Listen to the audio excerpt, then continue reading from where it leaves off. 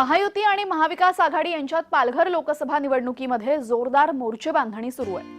मात्र या मतदारसंघात बहुजन विकास आघाडीचं वर्चस्व आहे। त्यामुळे महाविकास आघाडी महायुतीला बवियाला पाठिंबा देते का की स्वतः निवडणुकीच्या रिंगणात उतरते याकडे सगळ्यांचं लक्ष लागलंय।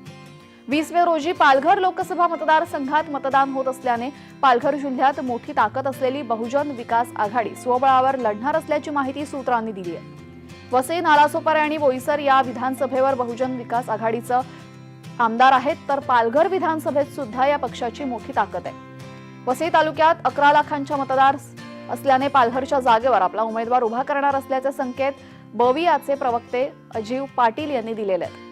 पालघर बरोबरच ठाणे आणि इतर ठिकाणी सुद्धा आपले उमेदवार उभे करण्याची तयारी असल्याचं पाटील यांनी सांगितलंय।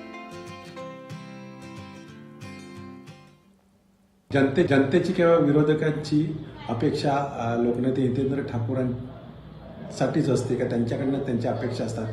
त्यामुळे चांगलं झालं किंवा वाईट झालं तरी ते हितेंद्र ठाकूरांना दोष देत असतात।